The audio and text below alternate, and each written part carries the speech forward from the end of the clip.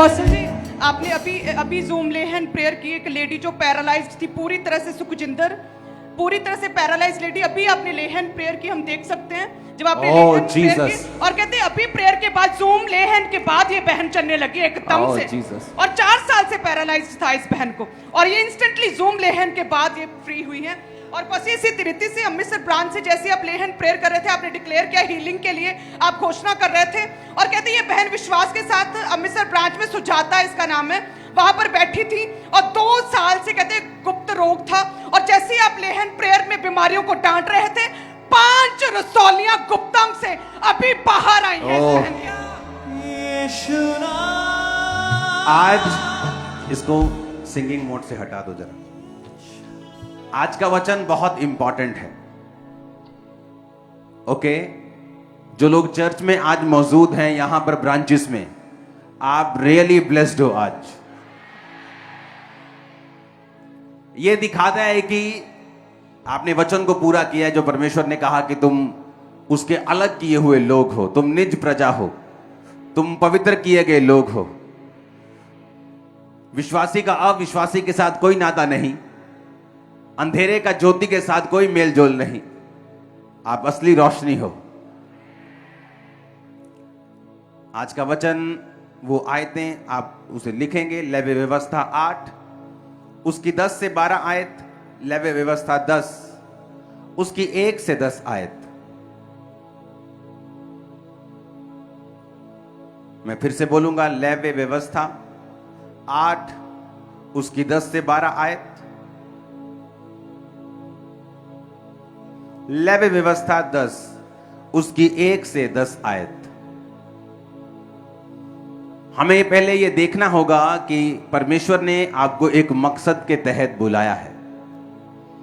जब परमेश्वर अब्राहम को ब्लेस करना चाहता था, तो परमेश्वर चाहता था कि अब्राहम से वो एक बड़ी जाति पैदा करे, जिस जाति को वो ब्लेस करे। कौन सी जाति? वो आपकी बात कर रहा है, मेरी बात कर रहा है, वो यहूदी कौम की बात कर रहा था।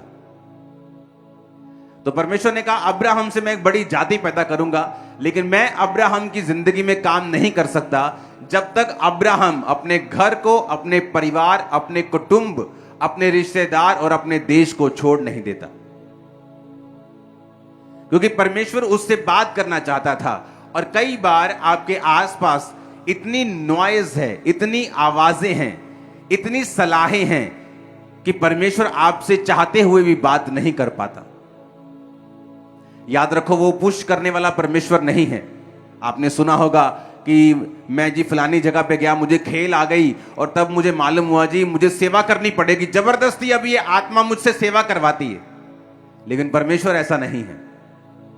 वो कहता है, चोर चोरी करने के लिए, घात करने के लिए, डाकू जबरदस्ती छीनने के लिए आता है, पर मैं चोर और डाकू नहीं हूं। मैं तुम्हारे दरवाजे के सामने से आऊंगा।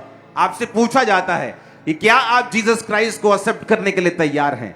जिस तरह घर का मालिक घर के गेट से आता है, ऊपर से नहीं, जीसस आपके घर का मालिक है। वो सामने से आता है, पूछ के आता है। आप मेरी बात समझ रहे कि नहीं?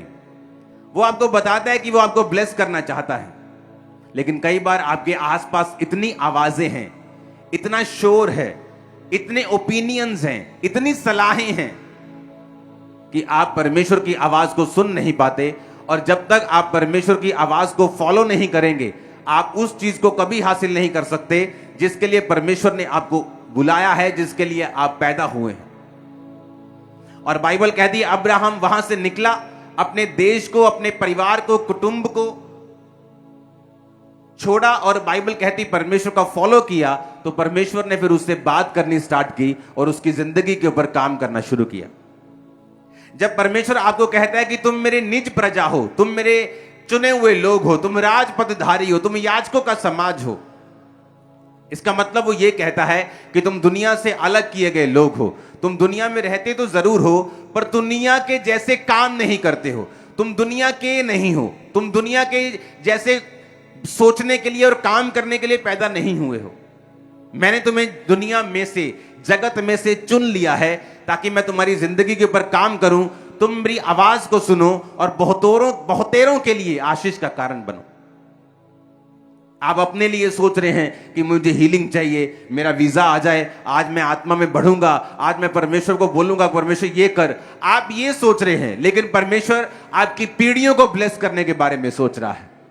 वो आपकी जनरेशंस के को देख रहा है, जो आपके अंदर से निकलेंगे, वो आपकी जनरेशंस को देख रहा है। और वो ये देख रहा है कि जब आप उसकी आवाज को सुनेंगे, आप ग्रेट जनरेशन कहलाएंगे, एक चुना हुआ रेली वंश कहलाएंगे, आशीषित लोग कहलाएंगे। आपके जैसे आशीषित आपके पूरे रिश्तेदारों में कहीं नहीं होंगे, अगर आपने जीसस क्राइस्ट की आवाज को फॉलो किया तो। लेकिन बात यह है, सिर्फ क्रिश्चियन घर में पैदा होना ही जरूरी नहीं है। क्रिश्चियन घर में पैदा होने के बाद इसलिए आप पूछते हैं पर लोगों को कि क्या आपने जीसस क्राइस्ट को अपना पर्सनल सेवियर ग्रहण किया? बोलते मैं तो क्रिश्चियन हूं। No no no no no, आप क्रिश्चियन घर में पैदा हुए हैं, आप अपनी मर्जी से पैदा नहीं हुए, आप पैदा हो गए हैं। लेकिन क्या आपने यीशु मसीह को अपना उद्धारकर्ता ग्रहण किया है या नहीं किया है? क्या आपने बपतिस्मा लिया है या नहीं लिया है? क्या आप प्रेयर करते हैं कि नहीं करते हैं? क्योंकि अगर आपने जीसस क्राइस्ट को अपने जीवन में ग्रहण किया है, तो फिर वो आपके लाइफ में काम करना स्टार्ट करता है, वो आपको गाइड करना स्टार्ट करता है। फिर आप उस लाइन में चले जाते हैं जहां आपको सिर्फ सक्सेस मिलेगी, आशीष मिलेगी। हालेलुया।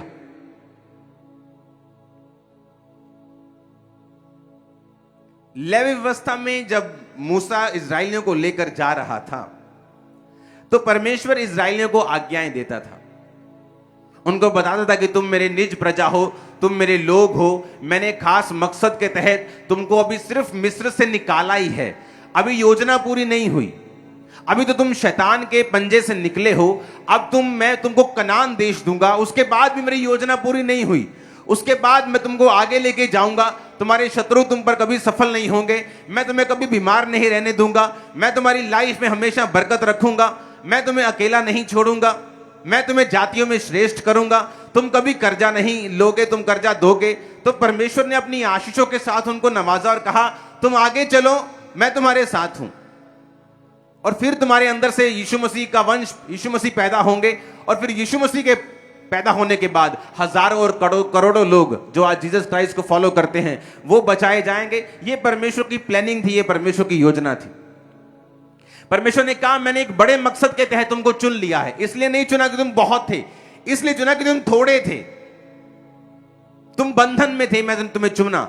और मैंने इसलिए तुमको चुना है कि अब मैं तुम्हारे जीवन में अपनी महिमा प्रकट करूं और तुम्हारे द्वारा लोगों को बताऊं कि जीवित परमेश्वर की ओर कैसे मुड़ना है और क्यों मुड़ना है।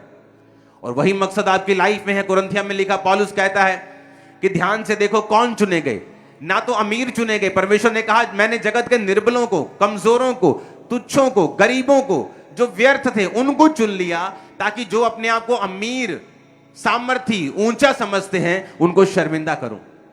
ये परमेश्वर का मकसद है आपकी लाइफ में, कि वो आपकी लाइफ को इतनी बरकत देगा, इतना ऊंचा करेगा कि लोग सोचेंगे कि आपने कुछ गलत काम किया होगा, इतना बरकत कैसे आ सकती है। या तो आपकी गवाही को झूठा समझेंगे कि ये नहीं, ये झूठ बोल रहा है, ऐसे कैसे हो सकता है, मेरे सामने तो ये ऐसे संघर्ष कर रहा था, अब ये इतना कैसे बढ़ सकता है। वो इस लेवल के साथ आपको बढ़ाना चाहता है और ब्लेस करना चाहता है। अब वो योजना पकड़ने के लिए, उस लेवल की ब्लेसिंग को हासिल करने के लिए परमेश्वर ने हमें इंस्ट्रक्शंस दी हैं, वचन में अपनी पसंद नापसंद को बताया है कि जब हम परमेश्वर की पसंद को फॉलो करेंगे, परमेश्वर के वचन को फॉलो करेंगे, ऑटोमेटिकली परमेश्वर की सारी योजनाएं हमारी जिंदगी में पूरी होनी शुरू होंगी। आमीन।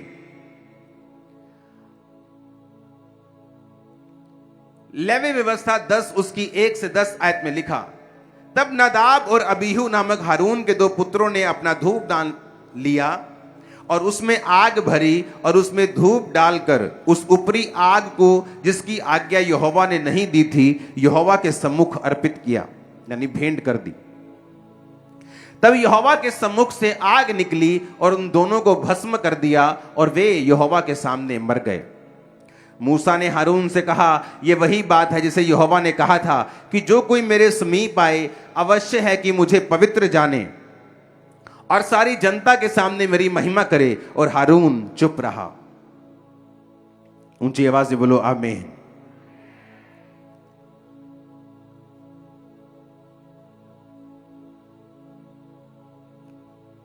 पंजाबी च कहावत है ना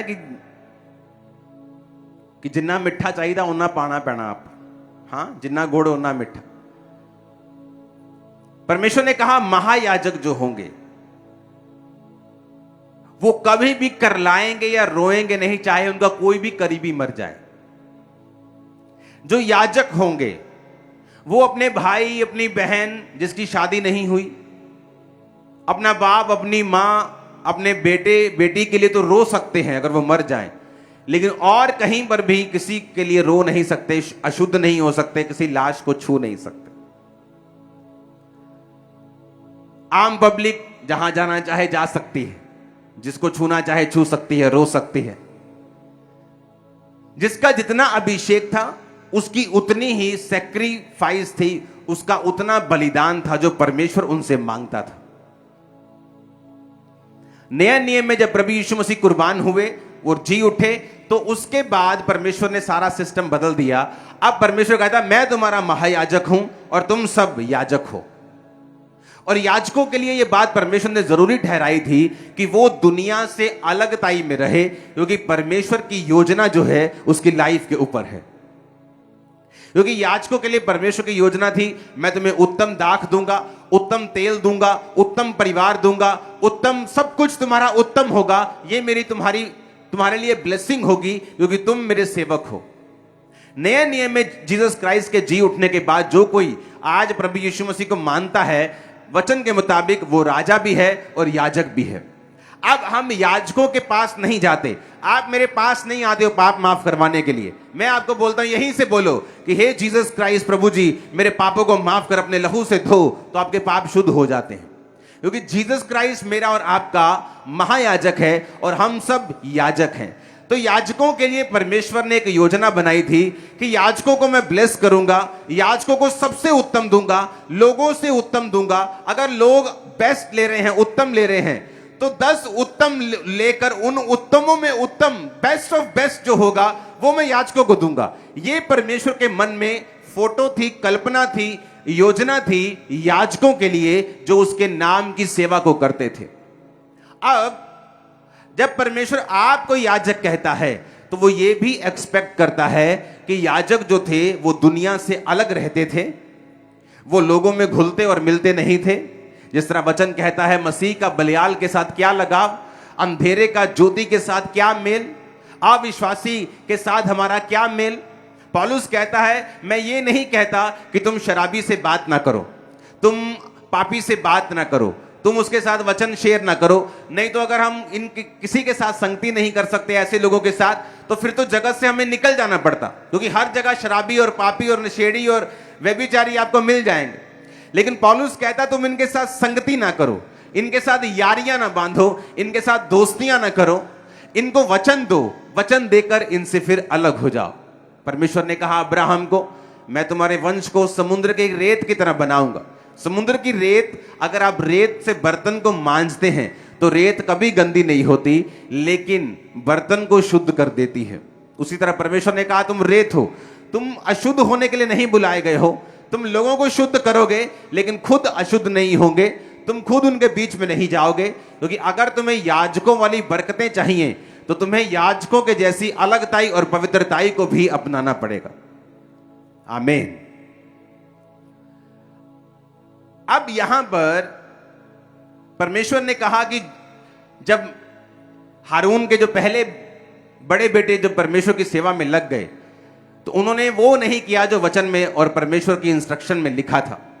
उन्होंने अलग तरह से अग्नि ली और परमेश्वर के सामने अर्पित की और परमेश्वर की आग से वो मर गए। और परमेश्वर ने कहा जो कोई मेरे पास आता है वो मुझे पवित्र जाने।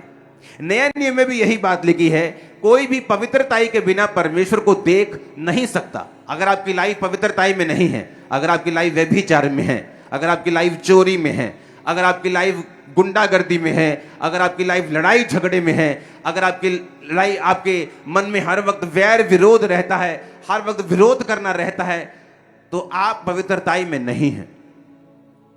एक रिलीजियस स्पिरिट होती है, ये रिलीजियस स्पिरिट ऐसी होती है कि ये दुष्ट आत्मा से भी बुरी होती है। जिन लोगों में रिलीजियस स्पिरिट होती है, जिस तरह सदूकियों और फरीसियों में थी, उनके कपड़े देखो कैसे थे, शॉल पे शॉल, उसके बाद एक शॉल, पूरा अपने आप को तैयार करके आते थे, लेकिन पवित्र आत्मा का विरोध करते थे, जीसस क्राइस्ट का विरोध करते थे। आज भी आपको ऐसे लोग मिल जाएंगे, जीसस क्राइस्ट के कामों के लोगों, उसके लोगों का विरोध करते हुए आपको मिल जाएंगे। अपने आप को रिलीजियस बोलेंगे, जीसस क्राइस्ट को फॉलो करने वाला बोलेंगे, लेकिन जब वो प्रेयर करने जाएंगे, जब वो काम करने के लिए जाएंगे, उनको वो रिजल्ट कभी हासिल नहीं होंगे, क्योंकि परमेश्वर कभी भी रिलीजियस आत्मा वाले लोगों को कभी बढ़ाता नहीं। जो हर वक्त दूसरों का विरोध करते हैं, दूसरों को नीचा समझते, दूसरों को पापी समझते और अपने आप को सुपीरियर समझते, ये एक रिलीजियस स्पिरिट की निशानी होती। परमेश्वर ने आपको एक ऐसी स्पिरिट दी है और आपको अलग टाइम में बुलाया है, एक लेवल पर, एक कुर्सी तक जो आपके लिए सोची गई है, वहां तक लेके जाने के लिए। अब वहां तक जाने में परमेश्वर का कोई हाथ नहीं है। आपको वचन समझना पड़ेगा, आपको परमेश्वर के साथ समय व्यतीत करना पड़ेगा, आपको पवित्रताई में, अलग ताई में रहना पड़ेगा, आपको परमेश्वर की योजना के नीचे रहना पड़ेगा, ताकि परमेश्वर डे बाय डे आपको तैयार कर सके और उस कुर्सी तक बिठा सके जो परमेश्वर ने आपके लिए सोची है। हर एक क्रिश्चियन वहां नहीं पहुंच पाता। दाऊद का बड़ा भाई जब मसा होने के लिए आया तो परमेश्वर ने उसे अयोग्य करार दिया। योजना थी पर अयोग्य था। दूसरा भाई, तीसरा भाई, सब भाई फेल हो गए। परमेश्वर की योजना थी लेकिन वो फेल हो गए। जब हम शरीर को फॉलो करेंगे और स्पिरिट को फॉलो नहीं करेंगे तब हम फेल हो जाएंगे। मोस्टली आप शरीर को तब फॉलो करते हैं अपनी लाइफ में जब आपका साइलेंट टाइम होता है, जब आपको लगता है परमेश्वर जवाब नहीं दे रहा, आप क्रिश्चियन होते हुए भी एक ऑर्डिनरी, एक आम मसीही जीवन जी रहे हैं, आपको लगता है कोई फर्क नहीं है, मैं कमाता हूं तो खाता हूं। अगर आप जब ऐसे टाइम में होकर निकलते हैं और पवित्रताई को मेंटेन नहीं करते, परमेश्वर कभी भी आपको बड़ी कुर्सियां, बड़ी योजनाएं आपकी लाइफ में साबित नहीं करता, क्योंकि जो व्यक्ति साइलेंट टाइम में वफादार नहीं है वो कभी वफादार नहीं। व्यभिचार की स्पिरिट ऐसी है। आप देखते हैं परिवारों में एक लड़का व्यभिचार में है या लड़की व्यभिचार में है, बड़ा बुजुर्ग बोलेगा ओ बहन जी ये ब्याह कर दो ठीक हो जाएगा। आप उसकी शादी कर भी देंगे, शादी के बाद भी वो व्यभिचार में होगा, क्योंकि व्यभिचार एक स्पिरिट है, एक इविल स्पिरिट है। अगर आप में व्यभिचार की कमजोरी है तो वो शादी के पहले भी अगर है तो शादी के बाद भी रहेगी। अब अपनी वाइफ को छोड़ के दूसरों को देखोगे। जब तक आप उस स्पिरिट पे कब्जा नहीं करोगे, जब तक आप इस जवान होते हुए, कुंवारे होते हुए उस स्पिरिट के ऊपर काबू नहीं करोगे, परमेश्वर कभी आपको हाई लेवल पे नहीं लेके जाए। आपकी शरीर की इच्छाओं पर काबू, परमेश्वर के वचन के ऊपर विश्वास, उसके स्टैंडर्ड को ना छोड़ना, ये प्रूफ करेगा और परमेश्वर के लिए जलन रखना। अगर परमेश्वर ने बाइबल में कहा है, उसने आपको एक कंप्लेंट की है कि मनुष्य के सिर धरने के लिए कोई जगह नहीं है, वहां जब आप पढ़ते हैं, अगर आप आत्मा में भरे हुए हो, आप कहेंगे खुदावन तूने कहा था कि तेरे सिर धरने के लिए जगह नहीं है, मैं मौजूद हूं, मेरे अंदर रह और मुझे इस्तेमाल कर, आज से मैं अपना जीवन तुझे देता हूं। आप देखना कैसे खुदावन का आत्मा पे उतरता और काम करने शुरू करता है। आमीन। जहां वो कंप्लेंट कर रहा है वहां आपको खड़े होना है। बाइबल कहती है पुराने नियम में जब लोग व्यभिचार में थे तो एक व्यक्ति उठा और व्यभिचारी का खून कर दिया। अब परमेश्वर खून करने के लिए नहीं बोलता, क्योंकि अब लड़ाई मांस और लहू की नहीं है, लेकिन जिसने व्यभिचारी को सजा दी परमेश्वर ने उसे अगवा बना दिया था। परमेश्वर ने कहा तेरे अंदर जलन है, तेरे अंदर जलन है मेरे वचन को पूरा करने की, तेरे अंदर जलन है पाप के खिलाफ काम करने की। मैंने औरतें देखी हैं अपनी बेटी के व्यभिचार को छुपाती हैं अपने पति से, अपने परिवार से, उनको सपोर्ट करती हैं। वो उनको नरक जाने के लिए सपोर्ट कर रही हैं। वो उनको सपोर्ट कर रही है कि मैरिज के बाद उनकी हालत खस्ता होने वाली है, क्योंकि वो मैरिज में सक्सेसफुल होने के चांस बहुत कम होंगे उनके। क्यों? क्योंकि ये स्पिरिट मैरिज के बाद भी उसे फॉलो करेगी, शैतान उसे फॉलो करेगा और वो सब काम चुराएगा, घात करेगा, नष्ट करेगा उसकी जिंदगी में जो वो नहीं चाहती। इसलिए परमेश्वर ने कहा पवित्रताई वो है कि जिससे मैं प्रेम करूं तुम प्रेम करो, और जिससे मैं नफरत करूं तुम नफरत करो। हालेलुया। जब आपको जवानी में कुंवारे होते हुए भी आप इस चीज पर कब्जा नहीं कर पाएंगे, मैं आपको लिख के देता हूं शादी के बाद भी आप नहीं कर पाएंगे। आपको यह समझना होगा कि यह दुष्ट आत्मा है, ये डेविल से इंस्पायर्ड है, इसका रचनकर्ता, इसका बनाने वाला, रचने वाला शैतान है। और जब आप शैतान की चीजों को अपनी लाइफ में रखेंगे आप कभी सक्सेसफुल नहीं हो सकते। आपका फोन शैतान का सबसे बड़ा हथियार है। आज जो गंदगी लोग पॉर्न वेबसाइट्स पे जाके देखते थे, आपको फेसबुक पे आज मिल जाएंगे, इंस्टाग्राम पे मिल जाएंगे। तो उसको उतने के लिए रखो कि अपना काम करो। मैं तो पोस्ट तक नहीं करता हूं फेसबुक पे, इंस्टा टीम करती है, 15-20 पता नहीं कितने लोगों की टीम है, वो सारा काम करती है। मैं जो स्पिरिट बोलते हैं मैं जाता हूं, चेक करता हूं, बाहर आ जाता हूं, दैट्स इट। क्योंकि अगर आपने ये बात नहीं समझी, यहोवा ने कहा, फिर से पढ़ेंगे उस आयत को, मूसा ने हारून से कहा, यह बड़ी बात है जिसे यहोवा ने कहा था कि जो मेरे समीप आए वो मुझे पवित्र जाने। आपको यह बात समझनी पड़ेगी कि उनकी गलती क्या थी कि उन्होंने वचन को तोड़ा था और इतने में ही आग ने भस्म कर दिया। और परमेश्वर ने कहा, मेरे वचन को तोड़ने का मतलब है तुमने मुझे पवित्र नहीं समझा। पुराना नियम इतना सख्त था, नया नियम इतना सख्त नहीं है। ये ग्रेस का टाइम है, अनुग्रह का टाइम है। लेकिन पौलुस ये भी कहता है कि अगर अनुग्रह का टाइम है तो क्या पाप करते रहें? अगर आज भस्म नहीं होते गलती करने पर तो क्या गुनाह में फंसे रहें? तो परमेश्वर ने कहा कि तुम इसको अच्छी बात समझो कि अब सख्त टाइम नहीं है, ताकि तुम मन फिरा सको और परमेश्वर में चल सको। हालेलुया। तो बाइबल कहती है,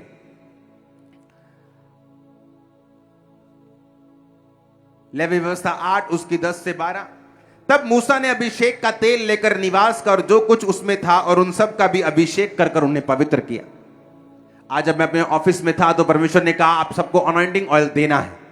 जब मैं प्रेयर में आपको लीड करूंगा और आप इस अनॉइंटिंग ऑयल को अपनी बॉडी पर लगाएंगे, अपने घर पे लगाएंगे, अपनी गाड़ियों के ऊपर, दुकानों के ऊपर, कैरियर के ऊपर, जहां जॉब करते हैं उस जगह के ऊपर, अपने बच्चों के ऊपर, सब जगह के ऊपर, अपनी चीजों के ऊपर, और आप परमेश्वर को बोलेंगे, परमेश्वर हम अलग हैं, हम पवित्र हैं, हम अलग किए हुए लोग हैं, तेरा अभिषेक हमारे ऊपर है, आज से हम तुझे पवित्र जानेंगे और अपने आप को आप डेडिकेट करेंगे, अपने आप को समर्पित करेंगे परमेश्वर की सेवा के लिए। कितने मेरी बात को समझ रहे हैं?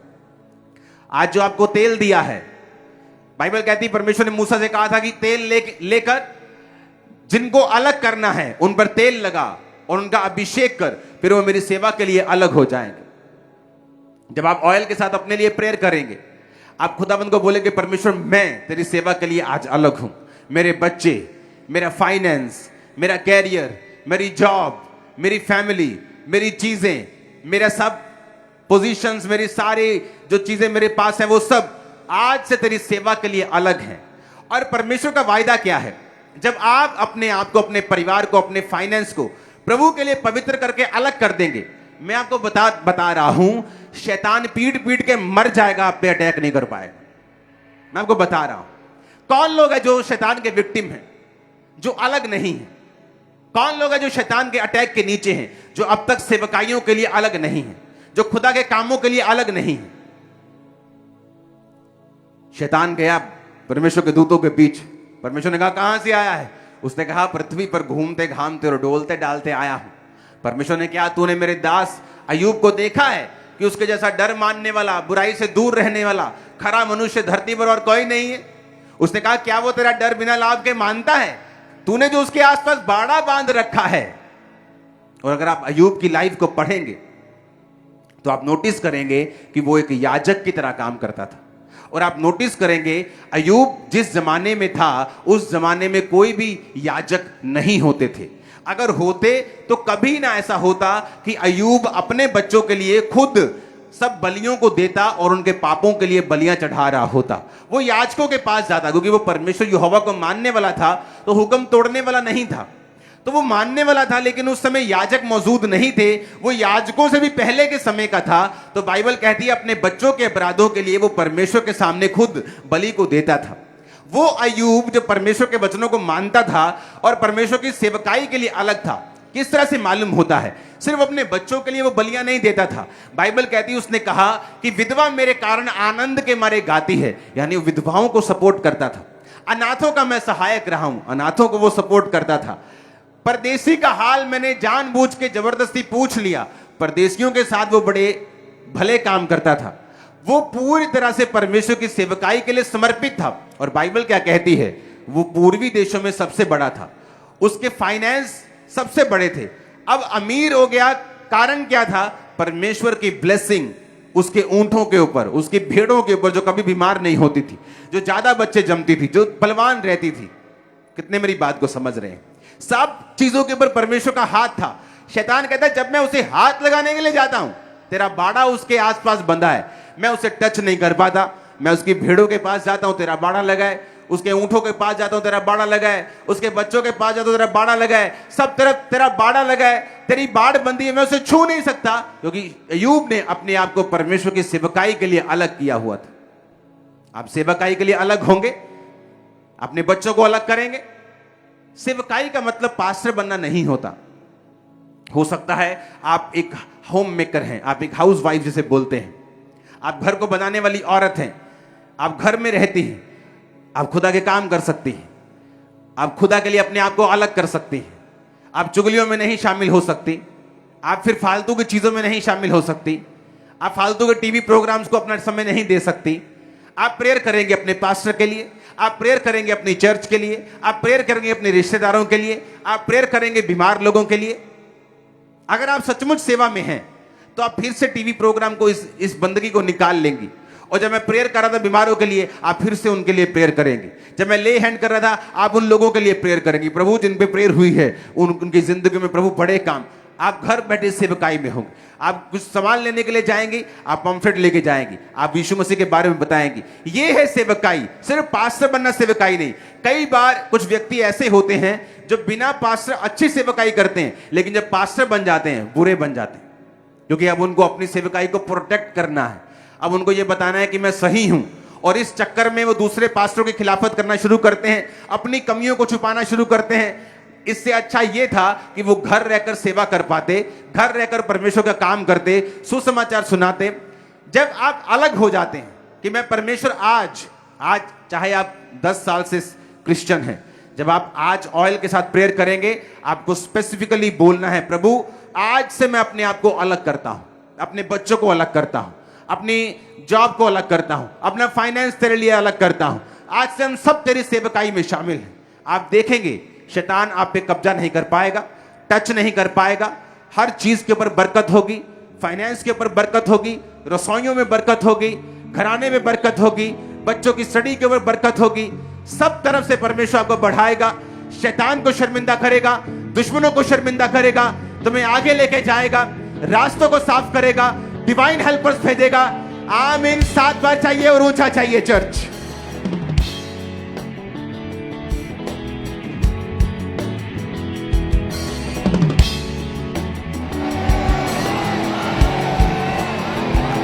Hallelujah, hallelujah. आप मेरी बात को समझ रहे कि नहीं? शैतान उन लोगों के ऊपर आज अटैक कर रहा है जो अलग नहीं है। परमेश्वर ने मूसा को वो कहा, अभिषेक का तेल लेकर निवास कर, जो कुछ उसमें और उनका सबका अभिषेक कर उन्हें पवित्र किया। हालेलुया। 12 आयत में लिखा, उसने अभिषेक के तेल में से कुछ हारून के सिर पे डालकर उसका अभिषेक करके उसे पवित्र किया। तेल का मतलब है जब आप अनॉइंटिंग ऑयल को यूज करते हैं, आप ये अंगीकार कर रहे हैं कि मैं अपने आप को परमेश्वर के लिए अलग कर रहा हूं। मेरा कोई लेना देना नहीं है संसार से, ये संसार के रीति रिवाजों से, इनकी चीजों से मेरा कोई काम नहीं है। मैं एक अलग टाइम में बुलाया गया हूं। आप 10 लोग देखो जो आम जिंदगी जीते हैं, और एक ऐसा व्यक्ति जिसको ओलंपिक के लिए तैयारी करनी है। वो आम जिंदगी नहीं जीता, वो शादियों पे नहीं जाता, पार्टियों में नहीं जा पाता, वो मनपसंद खा नहीं पाता, मांसपेशियां दर्द करती हैं फिर भी वो आइस पैक लगा लगा के वो जाता है। क्यों? क्योंकि उसे मालूम है कि वो एक खास काम के लिए चुना गया है। एक संसारिक व्यक्ति को पता है कि उसका टारगेट बड़ा है और वो अपने आप को अलग करके रखता है।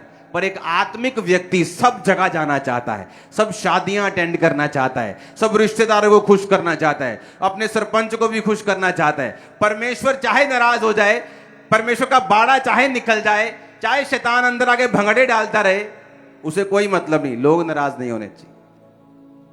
पौलुस कहता अगर मैं लोगों को खुश करता रहता तो परमेश्वर का दास नहीं होता।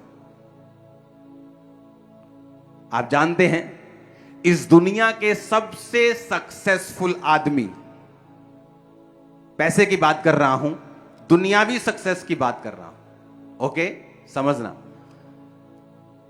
हो सकता है वो परमेश्वर के सामने सक्सेसफुल ना हो, लेकिन मैं आपको दुनियावी बात कर रहा हूं कि इस दुनिया के सबसे सक्सेसफुल आदमी जिसकी प्रॉपर्टी अरबों में नहीं खरबों में है, आज जीवित है, जब उसके फैमिली मेंबर से पूछा गया कि आपके ये रिश्तेदार जो हैं इनकी सफलता का क्या राज है, आप तो उसके करीब रही हैं, तो आप बताएं।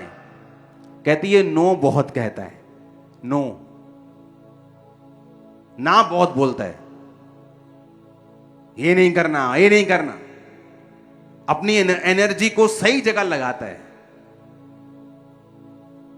ना बहुत बोलता है, अपने स्टाफ को अपने लोगों को बहुत मना, नो नो नो नो। लेकिन आप लोग नो बोलने के लिए तैयार नहीं है। आपका दोस्त बोलता है चल यार इधर चलते थोड़ा सा, मैं जाता हूं, मुझे अपने काम में जाना है, मैं अंदर चला जाऊंगा, तू बाहर रह लेना, मैं आ जाऊंगा माथा टेक के, तू चलो चलो चलो। क्योंकि आपको नो बोलना नहीं आता, इसीलिए आप आत्मा में गरीब हैं। वो शरीर में अमीर हो गया शारीरिक फॉलो करके, आप आत्मिक लाइफ में हैं, आप आत्मा में इसलिए गरीब हैं। आपको नो कहना नहीं आता, आपको ना कहना नहीं आता। एक हाईली सक्सेसफुल आदमी, चाहे वो शरीर का हो, शारीरिक सक्सेसफुल हो, चाहे आत्मा में सक्सेसफुल व्यक्ति आपको मिले, इन दोनों में एक सिमिलैरिटी, एक सेम चीज आप पाएंगे, वो है नो कहना, मना करना। ये इनकी सिमिलैरिटी होगी। कहीं का भी सक्सेसफुल आदमी शरीर का, किसी भी देश का सक्सेसफुल आदमी स्पिरिट का, आप दोनों को बिठा लें, कहीं से भी, किसी भाषा का भी, आप एक उनमें खूबी पाएंगे, उन्होंने बहुत मना किया होगा। चॉइसेस होंगी, चूजी होंगे बहुत, हर चीज को एक्सेप्ट नहीं करेंगे, अपनी एनर्जी को सही जगह चैनलाइज करेंगे, लोगों की परवाह कभी नहीं करेंगे कि लोग क्या सोचते हैं। जब इस चर्च में 500 लोग थे, अगर लोग मुझे फंसाते कि नहीं आपको मुझे हफ्ते में विजिट देनी है, तो कभी हम बढ़ते नहीं, कभी सुसमाचार का काम ना होता, कभी इतने बड़े बड़े क्रूसेड ना होते, कभी इतनी हैवी रूहें ना बचती, कभी इतने काम ना होते जो आप देख रहे हो। मैंने कहा विजिट होंगी, लेकिन मैं लोग तैयार करूंगा, आपके लिए प्रेयर माउंटेन बनाऊंगा, 24 आवर प्रेयर सेंटर बनाऊंगा जहां आप प्रेयर करवाएंगे, आपके लिए प्रेयर माउंटेन जहां 24 आवर फिर से एक अलग टीम प्रेयर करती है। चर्च में एक टीम 9 से 5 रोज आपके लिए प्रेयर करती है। आज आप इतनी प्रेयर्स के नीचे हैं, आपको मालूम भी नहीं आप कितनी बड़ी ग्रेस के नीचे, रोज आपका नाम लेके प्रेयर हो रही है, एवरी डे। सुनो, आप सो जाते हो, आपने प्रेयर रिक्वेस्ट दी, आप भूल गए, और 2 घंटे बाद अब भी ले हैंड हो रहा है। आप यहां बैठे हो ना, वचन सुन रहे हो, आपकी प्रेयर रिक्वेस्ट पे ले हैंड हो रहा है अभी भी। आप मेरी बात समझ रहे हो क्या? ये कभी इतनी बड़ी सफलता नहीं होती अगर मैं सिर्फ लोगों की बात सुनता, अगर मैं उन्हें मना ना करता, नो ना कहता। लेकिन आपको नो करने में डर लगता है, आपको लगता है भुआ नाराज हो जाएगी, भाई नाराज हो जाएगा, पत्नी नाराज हो जाएगी, पति नाराज हो जाएगा, मेरा एमएलए नाराज हो जाएगा। आपको मना नो करने पर डर लगता है, इसलिए स्पिरिचुअली आप सक्सेसफुल नहीं है। जब आप मना करेंगे, नो बोलेंगे, उस समय कुछ बेचैनी महसूस हो सकती है, उस समय कुछ अनकंफर्ट महसूस हो सकता है, लेकिन वो जरूरी है। जब जिम में जाते तो कंफर्ट फील नहीं होता, अगले दिन खलियां पड़ जाती, आइस पैक लगाने पड़ते हैं, लेकिन बाइसेप बड़ा होता है, स्ट्रेंथ बढ़ती है, आपकी स्ट्रेंथ बढ़ेगी स्पिरिचुअल, आप बड़े होंगे आत्मिक रीति के साथ। आमीन ऊंचे वाला चाहिए चर्च, हालेलुया, ऊंची आवाज में बोलो।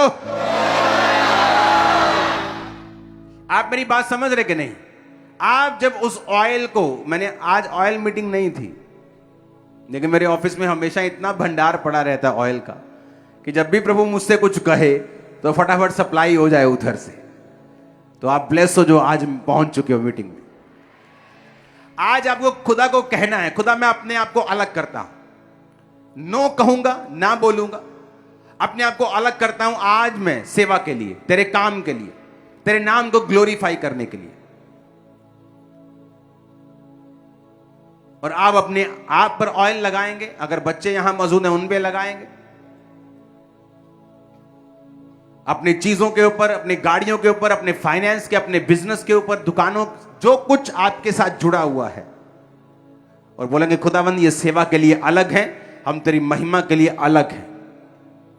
ऐसा बाड़ा परमेश्वर बांधेगा, शैतान सिर दर्द से मर जाएगा, आपकी लाइफ में काम नहीं कर पाएगा। मैं आपको बता रहा हूं, अगर 100 लड़ाइयां शैतान पैदा करेगा, आप 100 जीतोगे, एक भी नहीं हारोगे।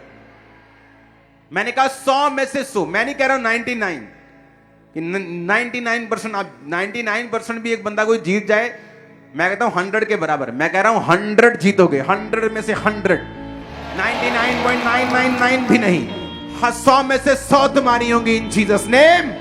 आमीन। खड़कने वाला चाहिए शैतान के कानून। Hallelujah, hallelujah. आपको ये बात समझनी है, उनका अभिषेक किया जाता था, उन पर ऑयल लगाकर उनका अभिषेक करके उन्हें अलग करते थे कि तुम अलग हो, तुम दुनिया के बीच में नहीं जा सकते, उनके जैसा काम नहीं कर सकते, तुम अलग हो चुके खुदा की सेवकाई के लिए। परमेश्वर को पवित्र जानो, पवित्रताई में रहो, फिर वो तुम्हें बरकत देगा, तुम्हें उत्तम देगा, तुम्हें बेस्ट देगा। अब चॉइस आपके हाथ में है। उत्तम चाहिए कि दुनिया की तरह लाइफ इज अ स्ट्रगल बोल के स्ट्रगल करना है, या परमेश्वर के लिए, सेवकाई के लिए, उसके काम के लिए तैयार रहना है, अपने आप को अलग रखना है, तो बरकतें आपके सिर पर होंगी। आप जहां जाएंगे बरकत को पाएंगे, जिस जगह जाएंगे वहां नया रास्ता आपके लिए खुल जाएगा इन जीसस नेम। जहां जाएंगे फेवर को पाएंगे in the mighty name of Jesus. वो आपकी रक्षा करेगा और सुरक्षा करेगा in the mighty name of Jesus. शैतान की योजनाओं को वो नाश करेगा इन जीसस नेम। जादू और टोना तुम्हारा हिस्सा नहीं होंगे इन जीसस नेम। दुष्ट आत्मा तुम्हारे घरों में काम न कर पाएंगे इन जीसस नेम। फाइनेंशियली तुम ब्लेस होगे, तुम कर्जा दोगे लोगे नहीं इन जीसस नेम। आमीन। ऊंचा चाहिए चर्च। Hallelujah, hallelujah. और ये परमेश्वर की योजना है आप लोगों के लिए। मैं ये सोच रहा था कि जिस तरह से, जिस तरीके से हम यहां तक पहुंचे हैं, जो दुनिया के लिए एक वंडर बना हुआ है, जो दुनिया के जाने माने बिगेस्ट मिनिस्ट्रीज के लोग हैं, जो मुझे पूछते हैं या मिलना चाहते हैं कि आपने ये क्या किया, कैसे किया, ये क्या हो रहा है, हमें बताएं, शेयर करें हमारे साथ वो विजन कि वो क्या प्रभु ने आपसे कहा कि आपने ये किया। मैं ये सोच रहा था कि जो मैंने किया तब किया जब विश्वास में स्ट्रगल था, रिसोर्सेस नहीं थे, चीजें नहीं थी, तो यहां तक पहुंचे। इमेजिन अगर इसको कंटिन्यू किया जाए तो क्या होगा।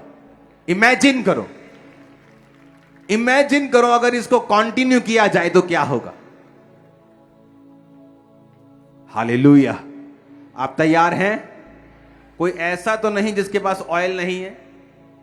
हाथों को हिलाओ अगर ऑयल नहीं है, आपको पहुंचा नहीं ऑयल। देखो वॉलंटियर सब भाग जाओ फटाफट, अपने हाथों को उठाओ, अब बैठे रहना अभी।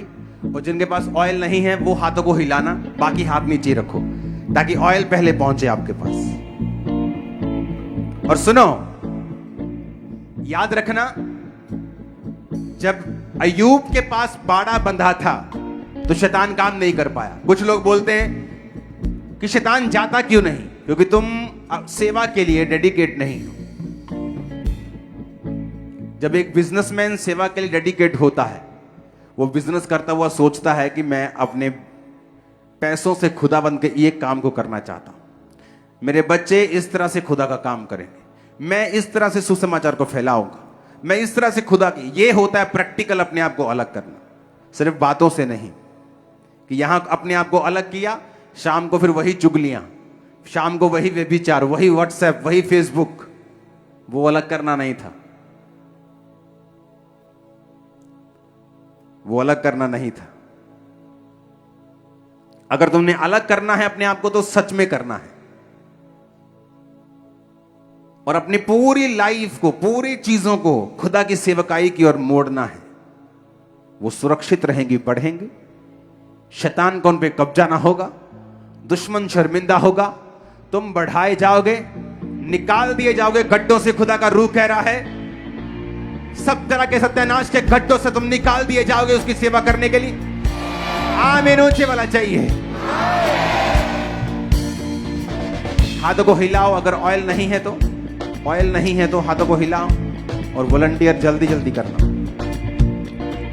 लहू ही वसीला था गुनाहों से माफी का, लहू ही वसीला था गुनाहों से माफी का, भेड़ बकरों का लहू बलि को ना काफी था। एक सॉन्ग है, वो कौन सा हम गा रहे थे घर में, आज खुशी से गाऊंगा, आता है आज खुशी से, आता है वो सॉन्ग? आज नहीं, उसको लिखा हुआ कहां है, उसको निकालो। ओके, निकालो उसको और उस पर तेज बीट देना, ओवर तेज नहीं, पंजाबी धप के, धप धप वाली पेंटिकोस्टल। आपने निकालो ऑयल को, सब जन खड़े हो जाओ।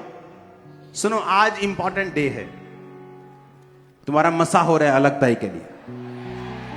तुम बिलीव करते हो? तुम आज के अपने आप को देख रहे हो, मैं फ्यूचर देख रहा हूं।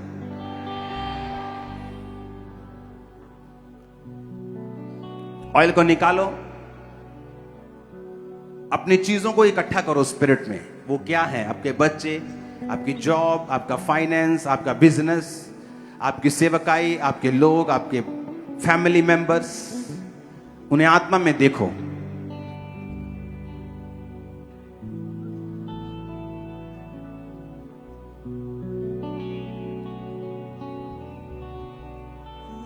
आज खुशी से गाऊंगा गीत मसीहा के, आज खुशी से गाऊंगा गीत मसीहा के, आज खुशी से गाऊंगा गीत मसीहा के। यीशु यार मेरा, दिलदार मेरा, गमखार मेरा, यीशु प्यार मेरा। है लिखा हुआ? लिखा हुआ है, लिखो इसे। ओके, लिखो इसे, सॉन्ग लंबा चलेगा इसे। अपने हाथों को उठाओ, उस ऑयल को निकालो अपने दाहिने हाथ में, अपने दाहिने हाथ पे उंडेलो, और सब ना उंडेलना ताकि तुम बाकी का ऑयल अपनी बाकी चीजों को जाके मसा कर सको।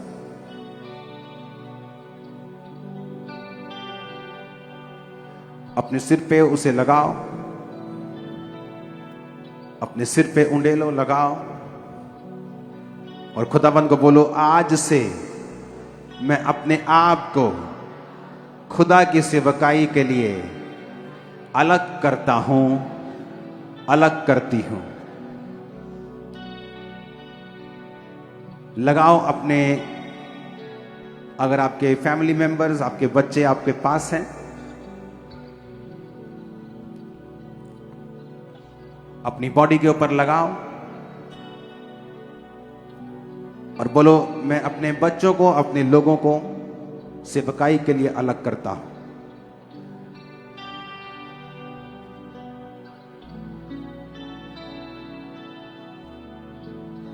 यीशु यार मेरा, यीशु प्यार मेरा, गम खार मेरा, दिलदार मेरा, यीशु सोच मेरी, यीशु खोज मेरी, यीशु जहन मेरा संसार मेरा, उससे पापियों से प्यार, दुखी दिल की पुकार, जोड़े दिल के जो तार, वो है यीशु सरकार। मेरा फिदिया दिया, मेरा फिदिया दिया, मेरा दाम भरा, मेरा इब्सी बना, मुझे माफ किया। तुम लीड करो, आता है? ओके, इसको एग्जैक्ट तैयार करो, क्योंकि ये स्पिरिट उतरेगा इस सॉन्ग के ऊपर। मैंने देखा है स्पिरिट में बहुत आत्मा उतरेगा इस सॉन्ग के ऊपर। ओके, अपने हाथों को उठाओ, अलग करो, अलग करो, अलग करो, अपनी बॉडी पे उस ऑयल को लगाओ।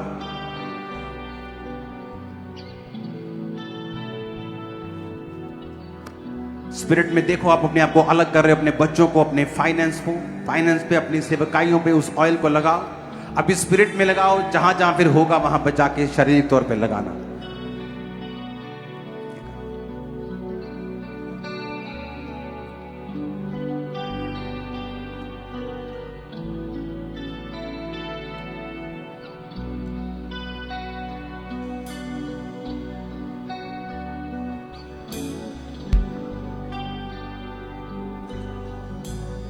उठाओ अपने हाथों को, अपने आप को अलग कर। जब आप अपने आप को सेवा के लिए अलग कर देंगे, मैं कह रहा हूं शैतान का कोई काम नहीं आपकी लाइफ के ऊपर। फिर ऑयल लगा दिया सबने, अब अपने घुटनों के बाहर आ जाओ।